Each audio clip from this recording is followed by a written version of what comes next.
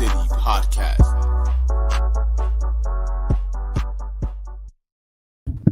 And ladies and gentlemen, welcome back to another edition of Keys to the City. At least someone's listening. At least it's working now. I can't get this thing on. I really can't. Oh, we were supposed to start a little while ago, but Trev decided to figure out some social media issues. Well, we are live, ladies and gentlemen, for another edition of Keys to the City. You can check us out at clovercrestmedia.com for shows. If you do miss the live show, you can check us out at clovercrestmedia.com, as well as YouTube, and as well as Spotify, iTunes, Amazon, and Google. Also, like I said, you can check us out on social media accounts, Keys to the City, Facebook, Twitter, and Instagram. Like I said, we were supposed to start a little while ago, but we had like always on time. We usually are. That's the thing. Like, we're pretty good with timing. Like, I'm pretty sure because, you know, Mom and Dad always taught, well, Dad specifically, always taught us to be prepared, prompt. Good thing I ain't going to work. And ready to go. But, ladies and gentlemen, we have a huge slate of NFL football this weekend. And we're going to dive into it. The biggest game of the weekend. No, it's not the Baltimore Ravens against the Tampa Bay Buccaneers. No, it's not the Green Bay Packers or Buffalo Bills. No, it is not even the Rams against the 49ers. It could very well be, ladies and gentlemen,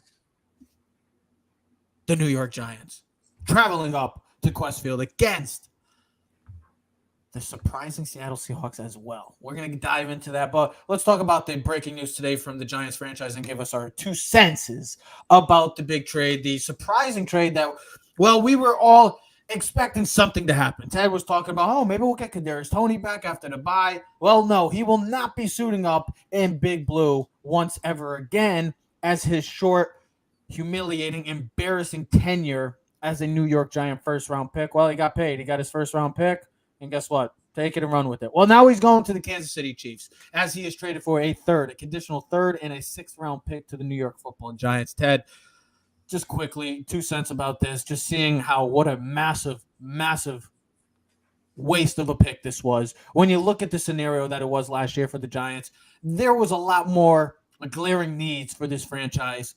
And Dave Gettleman, yes, I know, get the support for Daniel Jones, I understand it. But when you have opportunities like Rashawn Slater there, or you have a guy that I don't know if many people have heard, but he's doing pretty damn well down in Dallas. And that's Micah Parsons, who has established himself as one of the premier, not just defensive players, but football players right now in the National Football League. Ted, an all-time mistake, an all-time miss by the New York Giants franchise. And Joe Shane and company and Dable finally said, get the hell out of here. We're like, we can't. What are we going to do with you? Now he comes out and says, it's just another prima donna diva, another guy that, yes, has amazing talent, immense talent. I get it. But when you don't want to buy into the message, what good are you? And I talked about this, Ted, the talent. Yes, talent could go a certain way in this league. I get it. There is such a copious amount of talent in this league. But you got to also have the heart. You also got to have the want. You got to have the mentality. Kadarius Toney did not. Ted, give me a quick 2 cents about this. We got something for a player that wasn't playing. Plain and simple. Easy does it. I have trust in Joe Shane. He's going to figure it out in the future, get an extra 3rd round, get a 6th round. If you look at what Joe Shane and Brian Dable did this year, they did really well in the draft. Now, not all the players are participating because of some so-called injuries, but at the end of the day, you got something for no one because that's what I consider no one. He played – what was it? I just had it in front of me. Played a few games. He had a decent game against the Saints. Few games? His best game. He played for a game and a half, bro. I had it right in front of me. He literally played in 28 snaps in week 2 and played in seven snaps in week 1. Thank you for your 35 snaps. We got a 3rd round and a 6th round. Who would have thought these would have been high picks before? But right now, they might be later 3rd rounds and 6th rounds. So the Giants, based on the grade, got to be. The Chiefs got to be. For the Chiefs, you get another talented player. He coming out of the draft was a guy that was similar relationship, and when I say relationship, similarities in their way to get open and speed and exclusiveness to Tyreek Hill. So it's another weapon for Patrick Mahomes, adding with Valdez-Scantling, Juju Smith, and Travis Kelce. So Chiefs, bravo. If you can get the guy to get on the field, it's a home run. For the Giants, listen, He hasn't played all season anyway, so what the hell's the difference? We got the worst wide receiver group in the NFL. So what? It doesn't make a difference. I could see like if he was playing or he was participating, and we traded a guy that was actually helping out the team. This team is 6-1 without him, so we'll be fine without him going forward.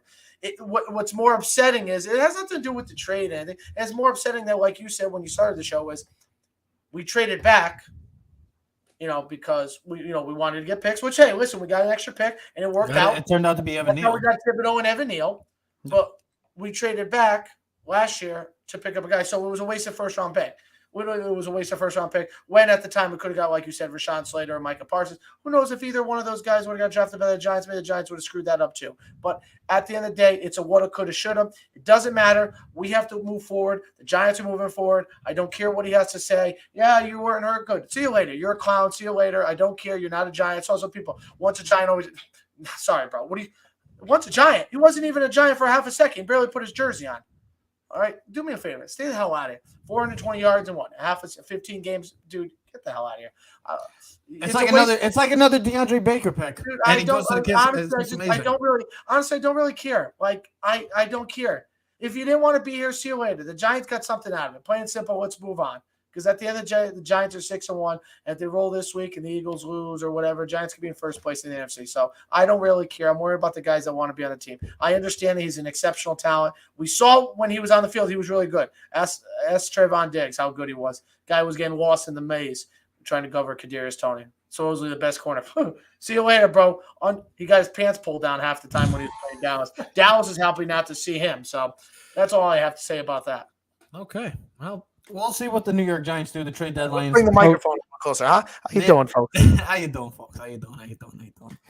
The trade deadline is approaching. Maybe this extra third-round pick. Maybe the Giants go to C over in Denver. Maybe a Jared Jeudy. Maybe a DJ Moore. Just some names. Chase Claypool.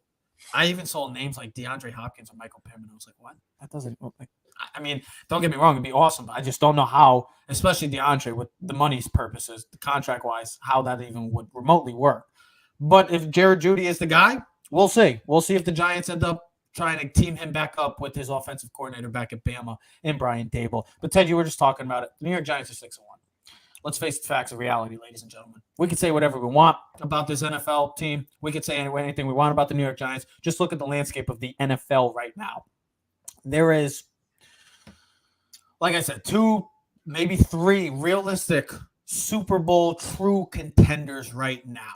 Maybe you get the outside teams like the Bengals, but a huge hit to the Cincinnati Bengals franchise as they lose their superstar receiver Jamar Chase to a hip injury, IR, 4 to 6 weeks. See how that translates to the offense moving forward for the Bengals. But this league as a whole has been anything but contenders. It's been more of pretenders or teams that we don't know what to make of. And we'll talk about it in a few minutes of the NFC powers that are struggling mightily coming into this week.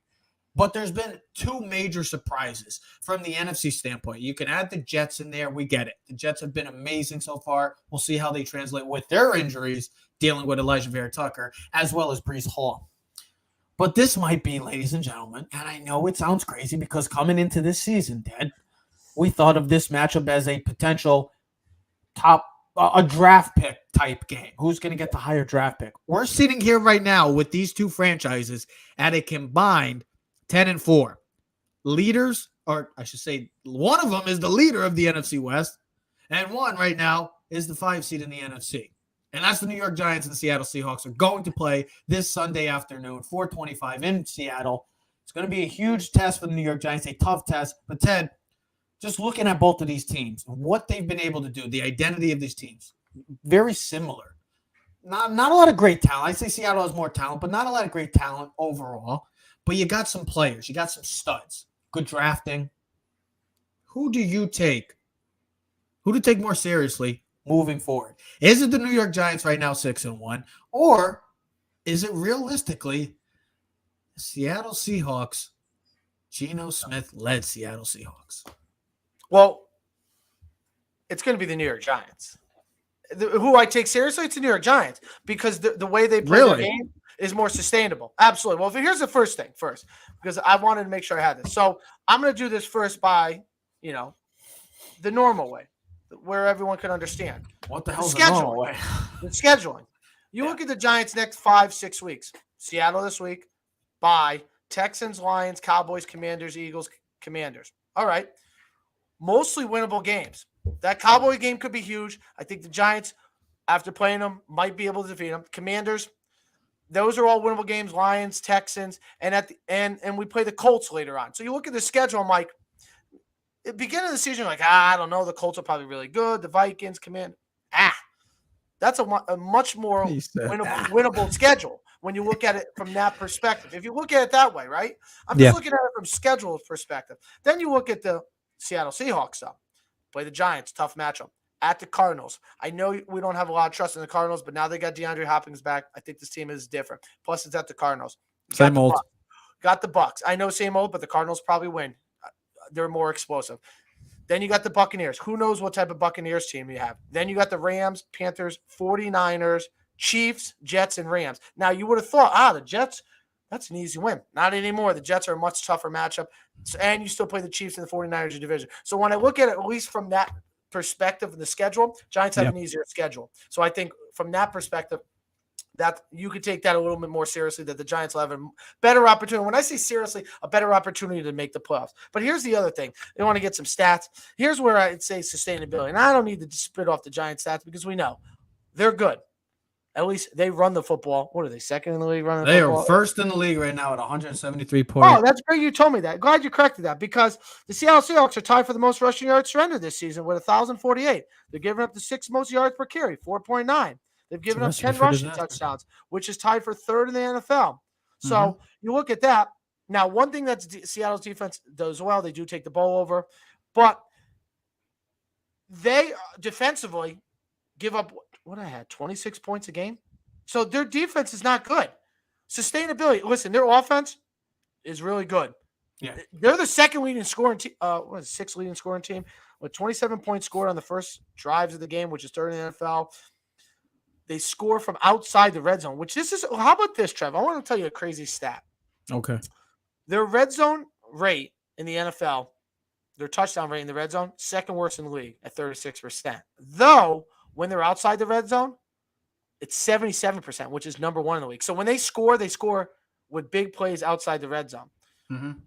I look at the Giants, their defense and offense is sustainability. Run the football, play solid defense, don't turn the ball over. Geno's prone for the turnover. Yep.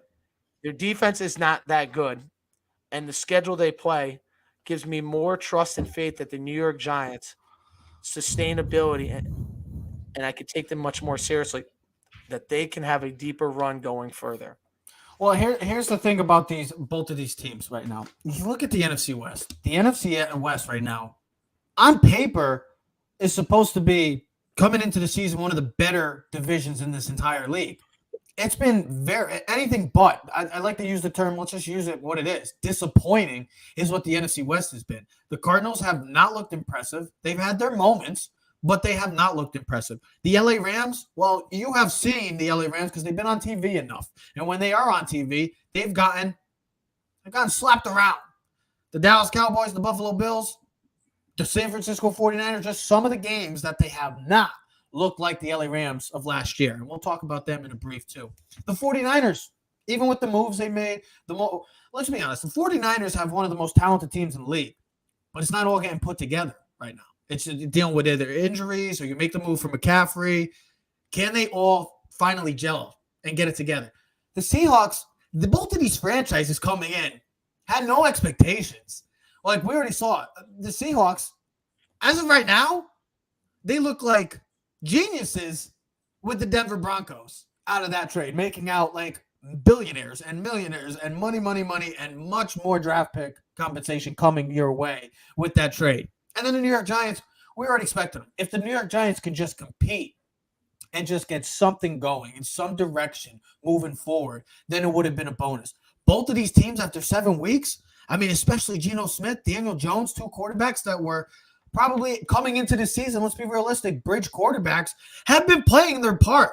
I don't see any reason as to why these franchises are saying, why do we have to, especially the Giants, Why are we moving on from Daniel Jones right now? He has excelled. Well, 5 of their 7 games, Trev, they've won they've had to come back in the fourth quarter and they've won. I said 5 game-winning drives, Ted. Listen, 5 game-winning drives. Nobody's done that in the league. People are probably watching this going, well, you're Giant fans. Of course you take it seriously. No, idiots. No. Because a lot of times I don't take the Giants seriously because if you look at the picks this week on our predictions that we post on Instagram, Twitter, and everything else, I took the Seattle. But I'm going to just keep betting against the Giants. And I'm not betting because I'm not betting money because I learned this a long time ago. You don't bet against the Giants. You don't bet with the Giants. But I'm going to keep taking everybody else. But I'm going to go against the Giants. And when they keep winning, I'm a winner. I don't give a crap that I lose to you on my picks. It doesn't matter. The Giants keep winning. I'm a happy guy. What is it? It's a win-win. It's a win-win. I look at this game and I didn't realize how bad Seattle's defense was. I mean, here's the thing. You're going against the number 1 rush offense versus like the worst rush defense in the game. So something's got to give, right? Yeah. Something you would think, right? Either the running game is going to be dominant or somehow Seattle's going to pull rabbit out of their hat and play great defense. But like I said, when you're giving up the most rushing yards, you're giving almost 5 yards a carry, you're giving up 10 rushing touchdowns, which is tied for 3rd in the league. I mean, the only thing that's saving their rear ends is between fumbles and interceptions. The Seattle Seahawks are 4th highest takeaway rate. They have 11 forced fumbles overall and are 2nd in the NFL with 7 recovered. So, and listen, they got good secondary, but I don't worry about their secondary because guess what? We can't throw the football. We have no one to throw the ball to. So who cares? We're just going to run it down your throat, and then we're going to play. And here's the other thing. What do we do well in? We run the football. We play solid defense. We do well against the pass. We don't give up big plays. And Geno's prone for an interception. And here's the other great thing this week, which I know it's like more I'm doing predictions of the game, but Seattle doesn't rush the passer really well. So Daniel Jones with his legs and arm, I mean, look at this guy. And it looks like they may not have DK this week. It's still up in the air. I was just reading the report. That'd be crazy. That'd be actually crazy for what they initially I take both teams seriously. I think Seattle's offense and Geno Smith are for real. Kenneth Walker is a beast. He's probably going to win Rookie of the Year as the running back. I mean, he was a beast. He was a beast in college. We saw what he did last year. And that's why you don't take running backs in the first round. You take them in 2nd and 3rd rounds. But I mean, also, with that being said, you got DK Metcalf, you got Tyler Lockett, you got Marquise Goodwin. Geno Smith is leading the league in completion percentage. He's looking like Geno Smith from West Virginia when he was throwing 12 touchdowns a game with Tavon Austin and I forget that other guy, number 3. He was a really good player. I know who you're talking. And then he ended up getting shot a couple times, but it ruined his. Yeah, swear to God. You ever seen the ESPN story? He ended up getting shot. I know he was a stunt too. They both. Stephon Bailey.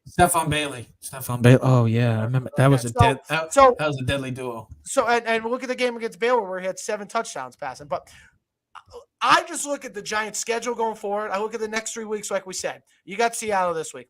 We lose, but if we can win this game, you're 7-1. Then you have the bye. You get rest. You get some of your people. Then you got the Texans, Detroit. You're going into Dallas Thanksgiving, possible 10-1. That Colts game is a winnable game now, especially that Matt Ryan is benched. Sam Ehlinger, who knows what he's going to be. They can't run the football. They don't have no defense. So those games that you looked at in the beginning of the season going, yep, lost.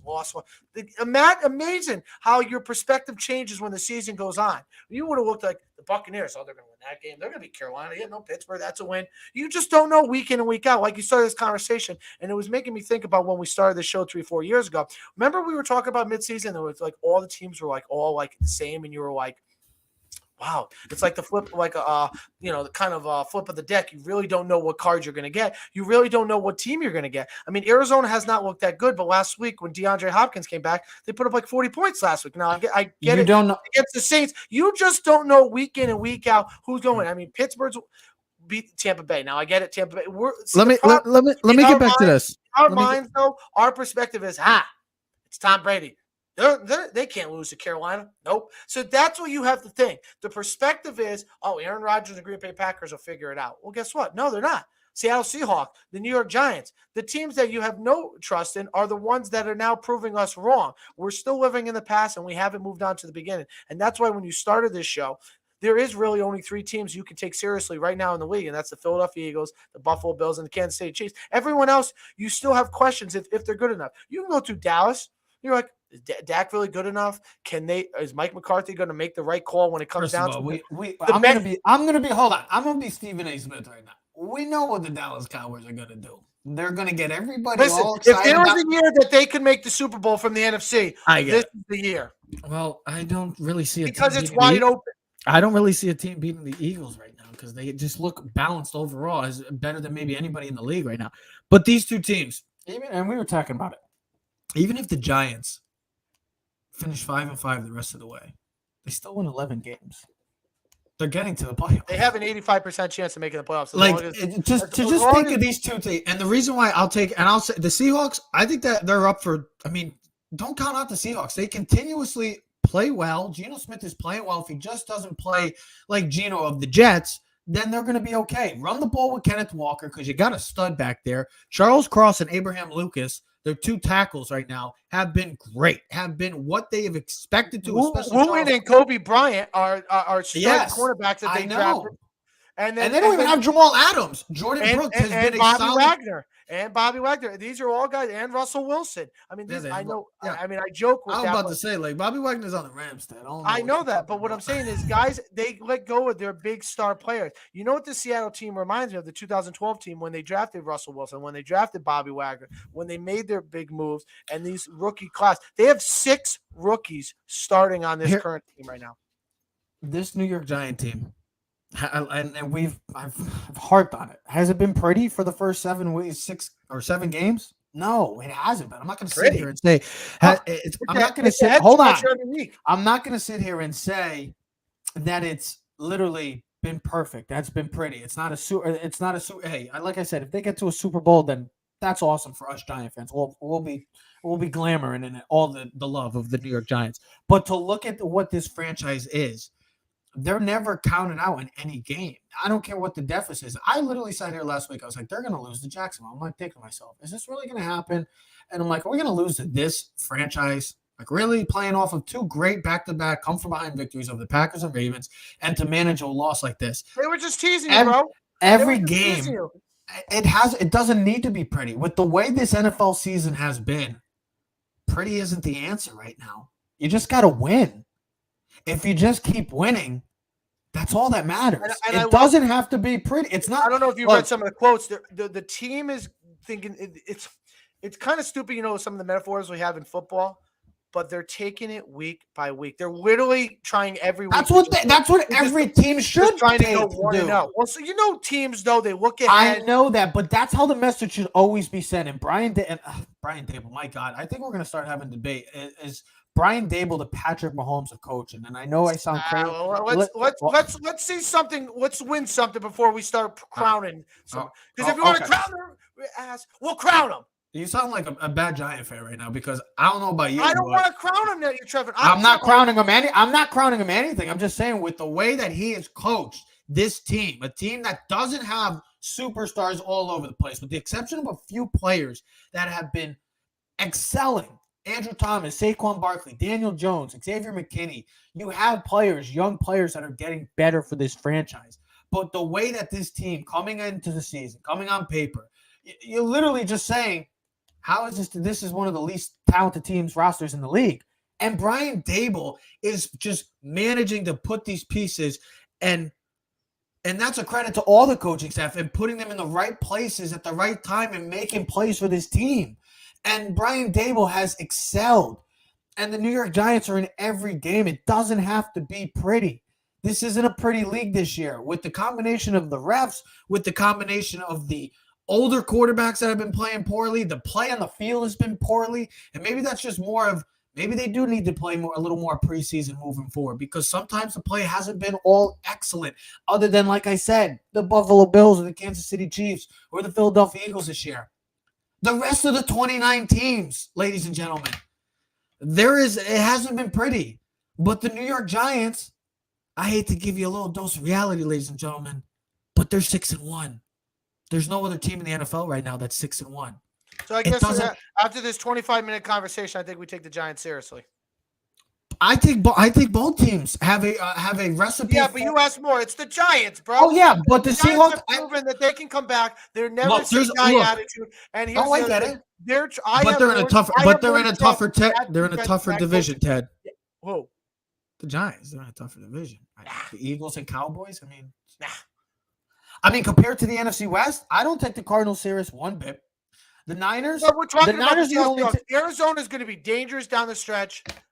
At least offensively, and Seattle's defense is poor. They're the same old. They're the Arizona Cardinals. Bet you yours. I bet Seattle finishes in last place in that division. What do you want to bet? You have no trust in McVay? I never said the Ram. I never said the Ram. I don't trust the. 49ers? I don't trust the Cardinals. No, Here's I never my- said. I never when- said the Seahawks are going to win. Hold on. I never said the Hold on. Seahawks are going to win the So division. have they played their division yet? So they've lost to the 49ers. Yeah. Oh, they beat the Cardinals at home, 19-9. All right. So they still got to play the Cardinals in 2 weeks, the Rams twice, and the 49ers. All right. So they still got what should I say? They're 1-1 in the division. Yeah, they're 1-1 in the division. All right. So they still got 4 games left, and they got to play the Chiefs and the Jets and the Raiders. The Chiefs, Raiders, and Jets and Bucs. And I look at that going, You did say, Ted, though, during this conversation, if there's any year that the NFC is wide open for any team to just make the playoffs, it could be this year. Well, that's why I think as much as we've said there's bad football, I think weeks 15, 16, and 17 are going to be so intriguing more so this year because I think you're going to have so many more teams the last 3 games. A lot of teams fighting for wild cards. That's what I mean. That's what I mean. Hey, listen, as much as like, here's a perfect example. Look at the NFC, right? So we did our predictions this week. So 2 of the games we chose was the 49ers and Rams, right?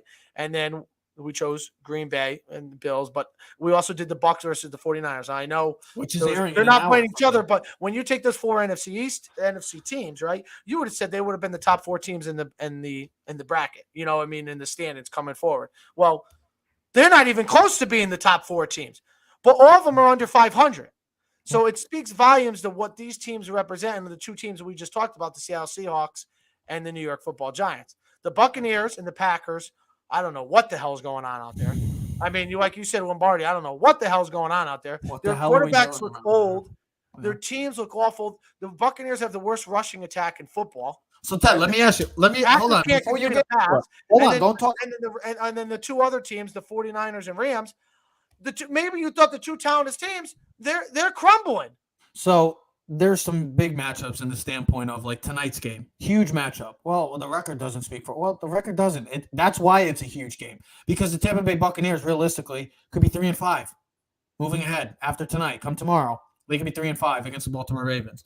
And then you got the NFC West matchup, a rematch of the NFC title game in which we already saw the 49ers beat up on the Rams once again. And then you got the Packers going into Bills Mafia against the best team in the NFL right now, even though they're coming off a bye. On Sunday Night Football, something's got to give. So you look at these 4 powers right now.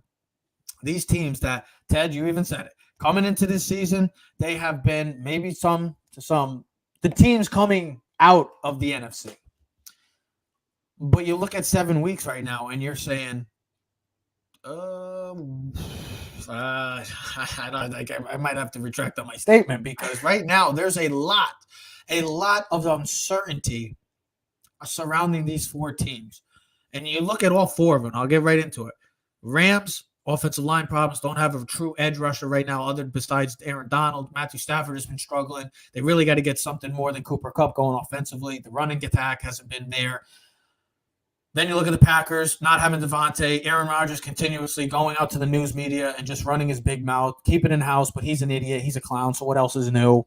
And then the Buccaneers, Brady finally looks 45, and their offensive line has issues. The 49ers, the big issue for me, it's been like what we've talked about for years. It's their quarterback. They got the talent. They got the talent to win the whole damn thing. But the quarterback, can he deliver for them? So, Ted, when you look at these NFC powers coming into the season and where we're at now, if you're looking at it on paper, all 4, which NFC power should be the most concerned out of the 4? The Super Bowl champs, Los Angeles Rams. Because I want to explain this to you. If the Rams lose to the 49ers this week, the fallout could be disastrous. Let me just explain this to what it means because I wrote this down. So I'm going to read it for verbatim so I make sure that I don't misspeak. If the Rams lose, they will drop to 3-4 overall and 1-2 in the division. They will have been swept by the 49ers, which means they lose any tiebreaker, which is even more important because the 49ers would still only be a half a game better at that point. A loss could put the Rams in last place if the Cardinals beat the Vikings this week, which I think could happen. The Rams would also have 10 games remaining on their schedule, and it would need at least a 6-4 record to finish above 500 of any hopes of making the wild card. Finally, the division would seem out of reach with anything less than a 7-3 record the final 10 games. And the way you look at the Rams played this season, I don't think 7-3 for the last 10 games is manageable. So for me, it's the Super Bowl champs for even having a chance. Now, I could have said the 49ers because they would have lost 2 in a row, the trade from McCaffrey. But I think the 49ers' big issue, Ted, really, it just comes down to Jimmy G because they're just got so talent across the board, defensively, offensively. It just comes down to Jimmy G, honestly. Well, and here's the other thing. The reason why I chose the Rams, too, is because I look at the division as much tougher. I look at the NFC South as, even if the Bucs lose tonight, that division is garbage, bro. I can't believe I'm saying this, but that division is garbage. The Saints are garbage. Carolina, it's like the NFC, at least a couple years ago. To believe that the NFC South, which I thought the Saints, could have been a shocker this year, maybe win like 10 games. I thought the defense, they might be fighting for a top 10 pick next year. No, they're not going to have a top 10 pick because they traded it to good old Philly. All right, cool. With that being said, the division is garbage, bro. It's like what we've been talking about the AFC South for the last 10 years. That's what the division is, garbage. So a team with 8-9 record might actually win the division. So that's manageable for the Bucs. So I think the Bucs will figure it out. They got enough talent on that team to figure it out. Yeah. And with Brady. Now, you say Green Bay. I'm going to use the same philosophy in that. They play the Bears and Lions. They'll beat the Bears and Lions. That's 4 wins for them. They already beat the Bears. They'll beat the Lions twice in a row if they haven't played them already. So they'll win that. And then it's the Vikings. They played bad against the Vikings, but that was in Minnesota. They always seem to fail. So if they split against Minnesota and the Green Bay somehow figures it out. Yeah, but here's the thing. But the Rams thing, I look at this. It's about the division, all right? The way I look at it is the NFC East is going to get 3 teams, bro. Realistically. We're going to get 3 teams. So this whole NFC West, which we talked about last year, now you're only getting 3 other teams. Well, 4 other teams because there's 7 that make it, right? So you're going to have the 3 NFC East teams. You're going to have the Buccaneers. You're going to have Minnesota. You're going to have the Who's going to be the final wild card because you're so that my thing is this. If Rams lose between Arizona, Seattle's already got a better record than them, and Green Bay, the Rams' likelihood of making the wild card, I think that what I was talking about before, that last 3 weeks is going to be a much more difficult way. And listen, I don't know where their help is coming from. They're not getting any help. Their offense isn't getting better. Their offensive line stinks. Matthew Stafford is turning the ball over at a high rate. Their defense, I don't know. I just don't know where the momentum is coming from. It's almost like they have a Super Bowl hangover from the win. And that's the thing. That's why I choose the Rams. And here's the other thing, Trev, quick. And I'll finish on this point. We've talked about outside this. A lot of people have talked about Rams can't beat the 49ers, bro. Nope. Can't beat the 49ers. This is like the Yankees and the Astros. Well, yeah, maybe a sneak a win in here and there. The Rams beat them in the NFC Championship game, and that's what's they beat them much. Okay, you beat them when they meaning to, but you know what? You're not even going to get a chance to play them in the playoffs this year if you don't win this game this week. And the storyline is going to be every time you play the 49ers, you can't win. You're just not good enough. And that's the thing that realistically, when you look at all 4 of these teams, maybe all 4 missed the playoffs. Maybe 75% of these 4 are missing the playoffs. But realistically, to me, when I look at these 4, 50% is going to miss the playoffs because Seattle's intriguing, but they do, like Ted said, they do have a tough road ahead. We'll see how they continue to play against some of the better teams moving forward. The Niners, I believe the Niners are going to – I'm all in on the Niners. I'm not changing my tune on the Niners. They are talented enough to get to the NFC title game and even get to the Super Bowl. It just comes down to Jimmy G. The Rams, 100% agree. I don't know if they're going to make the playoffs this year. The Packers, they lose this game, and they get embarrassed by this team, by the Bills on Sunday Night Football. With the Vikings possibly looking like they can win this game against the Arizona Cardinals, that means they'll be 3-5, down 2.5 games, which technically, because of the fact that they already lost to the Minnesota Vikings in Week 1, it's technically you want to know the remaining schedule? I was just saying. What I was going to say. You want to know the remaining schedule? Can you wait? Let me just finish. Is that I was going to say, when you look at this game Sunday night against the Bills, who have been playing lights out throughout this season, look like a juggernaut offensively. It's going to be good luck to Green Bay. But if you lose this game, you're going to be 2.5 games back if the Vikings beat Arizona on Sunday. But technically, it's almost like you're down 3.5 because of the fact that you lost in Week 1. You're going there at 3-5. Yeah, I know you got to play the Lions and Bears again, and you'll probably beat both of those teams, or maybe not. I don't know, because this Green Bay Packer team, we thought they were going to beat. We thought they were going to be Taylor Heineke and the Commanders Well, here's the other week. thing. Their defense we thought was going to be top notch. I thought so in fantasy. I'm saying the Packers.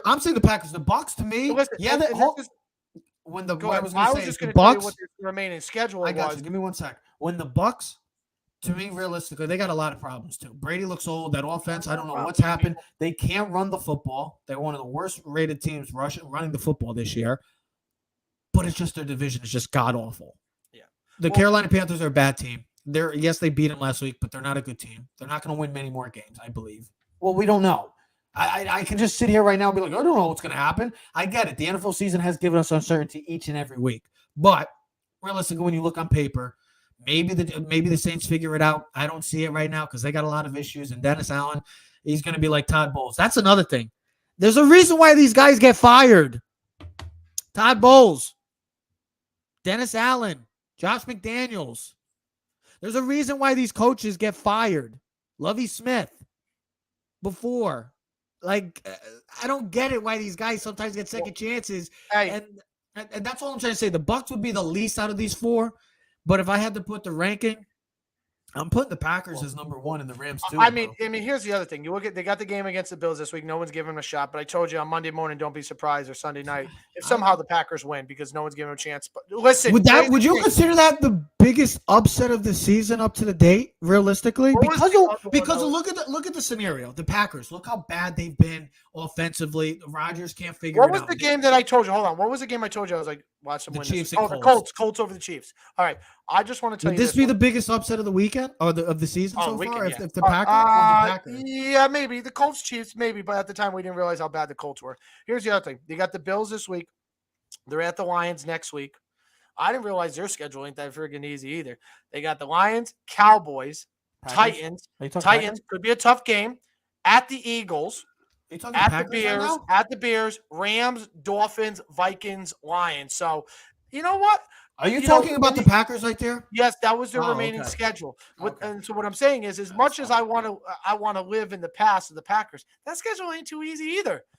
You still got Minnesota. You still got Miami. You still got Dallas. You still got the Eagles. You still got the Rams. So you still got the Bills this week. So and the way the Packers are playing, there's no such thing anymore as, yep, that's a win. Because like you said, Chip, what if Detroit has one of those games where they score 40 points and they play well at home? You know, it happens. Detroit wins games. The Bears, listen, no one gave them a shot this week against New England. I don't know what the Bears are going to be weak in 5 weeks, but maybe they'll play better. Who knows?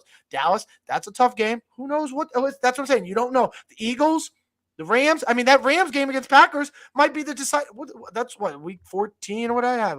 That's week 14, 15, 16, 17. Yeah. So 12, 19. So, I mean, they're right there. That's an ESPN game. That's what, the Sunday night game or Monday night game. That could be a deciding playoff game right there. As we were just talking about the Rams and the Packers right there. Loser goes home. Winner stays alive for another week, and roll the dice, baby. Keep rolling. Daddy wants a new car. These guys, I mean, these four teams right now, it's definitely some of the bigger surprises. I know we didn't get to really talk about any AFC because there are plenty, and we're going to talk about that next week because we are going over to. Yeah, but I think we have a better understanding of the AFC right now. But we are moving on to the midway point, and we will be talking about the midway point of this crazy, wild, unexpected every week NFL season. And right now, those four franchises that we just discussed, massive games this week for different implications. The Buccaneers. Tonight, a lot of injuries playing against the Baltimore Ravens team. They got to figure it out too. So this game tonight should be a doozy. I'm hoping that it's a doozy. And then you get the NFC title rematch again in LA. Something's got to give in that. Can the Rams finally get over the hump? And then the Packers. Good luck going to Buffalo. Unless Aaron Rodgers becomes, I guess, Aaron Rodgers the past few years. Bateman's playing tonight. Yeah, baby. Got to start him in fantasy tonight, huh, boy? Bateman, Mark Andrews, Gus Edwards, they're all playing, I think. Do I start him tonight? Who, Bateman? No. Do I start him over Allen Robinson? Good luck. I wouldn't start Allen Robinson. I got rid of Allen Robinson in both my leagues. He had a good week. Don't even talk. Yeah, he got 0 points because he played the bye. Rashad Bateman will have big game tonight. We'll see what happens. We will see what happens. Also, the World Series starts tomorrow for all you baseball fans, Phillies and National fans, but us Yankee fans are. See you later. Well, we'll be talking about the ongoing Mets. Yankees debacle. Yeah, we'll talk about the Mets. But that was my final point too. All these franchises, the Lakers, the Packers, the Yankees. It's time for you to get a reality check because right now you can't rely on guys like LeBron. Right now, you can't rely on Aaron Rodgers because it's not working. It's not the same mold. Something's got to give. Ladies and gentlemen, should be another fantastic weekend of NFL, college, and even the World Series for baseball fans. You can check us out on all social media platforms. If you missed the live show, Spotify, iTunes, Amazon, Google. And if you do, check us out at Facebook.com, Twitter, Instagram. I think that's it. And YouTube. I forgot about YouTube. Well, ladies and gentlemen, we'll see you next episode. We're Keys of the City. We're out.